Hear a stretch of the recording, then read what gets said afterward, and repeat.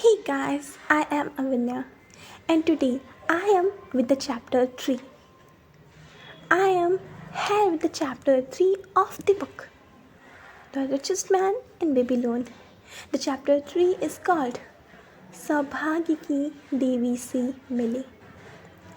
So without wasting our time, let's roll the new hashtag.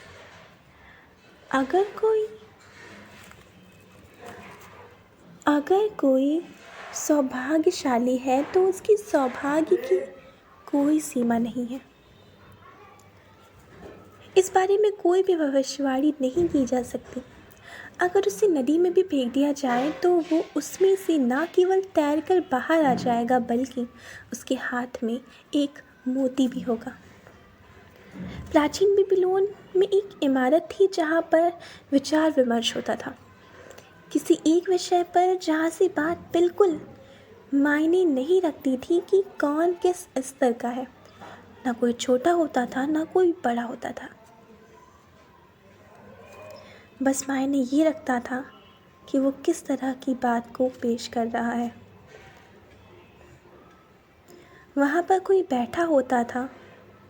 Arkad का एक विशेष hall था. एक बार वहाँ पर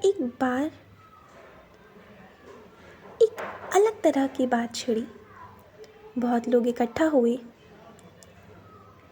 उस समय चर्चा का जब विषय चुनने की बात की जा रही थी तो एक व्यक्ति ने बताया कि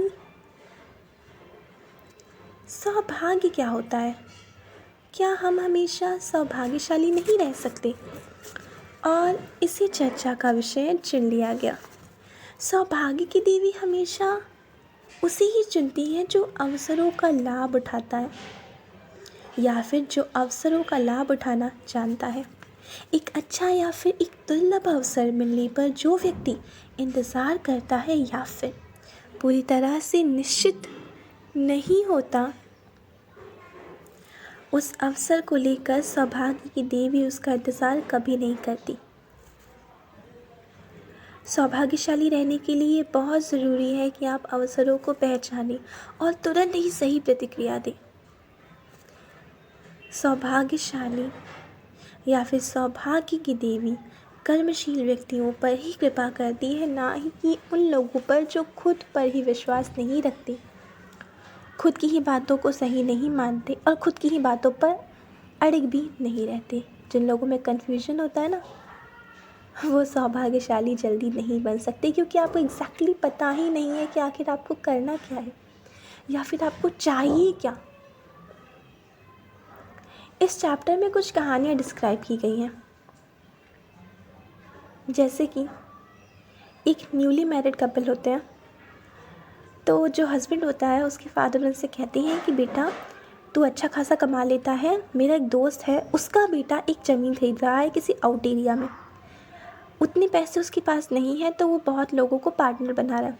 तू भी कुछ अपना हिस्सा दे दे, बदले में तुझे उस ज़मीन का कुछ हिस्सा मिल जाएगा. उसके बाद कुछ सालों बाद वहाँ पर तुम सब मिलकर कुछ बना लेना या फिर एक खेती की तरह का कुछ करना. वहाँ से बहुत प्रॉफिट मिलेगा क्योंकि वो जगह अभी किसी कीमत की नहीं है, कुछ सालों बाद उसकी कीमत होगी. लेकिन बेटे ने सोचा कि पिताजी को क्या पता, पिताजी की उम्र हो गई है और हमारी तो अभी अभी शादी हुई है. उनका और उनकी वाइफ का दिमाग और दिल नए कपड़ों में, नई ज्वेलरी में लगा रहता था. उन्होंने अपनी सेविंग्स और अपनी एक्स्ट्रा इनकम इनमें वेस्ट कर दी और सच में वो सौदा ज़मीन वाला काफ़ी फ़ायदेमंद साबित हुआ. जितने भी लोगों ने उसमें इन्वेस्ट किया था उन्हें काफ़ी मुनाफा हुआ. अब वो बैठ के पछता रहे हैं कि मुझे भी इन्वेस्ट करना चाहिए था. इसी टाइप की एक और कहानी ऐसी है. एक व्यापारी जो कि काली अंधेरी रात में अपने घर को वापस लौट रहा था. लौटते वक्त उसकी मुलाकात एक दूसरे इंसान से हुई जिसके पास तकरीबन 300 भेड़ें थीं.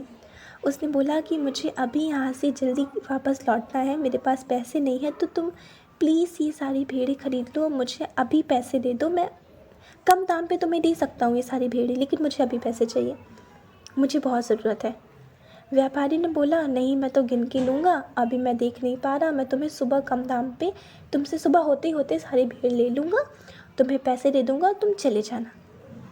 दूसरे व्यापारी ने कहा, अच्छा चलो ठीक है, थोड़ी देर और ही सही, तुम बिना गिने मुझे नहीं दोगे पैसे जब तक तुम मेरे 300 भेड़ों को नहीं गिन लेते।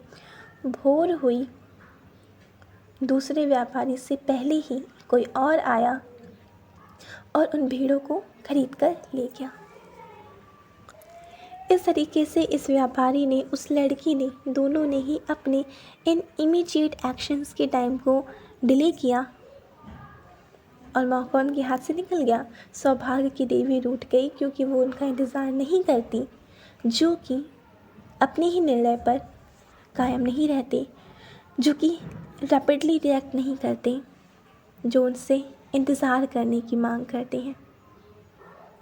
तो सौभाग्यशाली होने के लिए क्या ज़रूरी है कि आप अवसर की अनिवार्यता या फिर उसकी ज़रूरत या फिर उसकी कीमत पहचानें जल्दी, और उतनी ही जल्दी उस पर रिएक्ट करें। So that was the chapter 3rd. At last, you are at the platform of the booktuber. I am Avanya, and today I discuss chapter 3 of the book, The Richest Man in Babylon. Thank you so much. आप जानते हैं किस लिए। Take care, bye bye.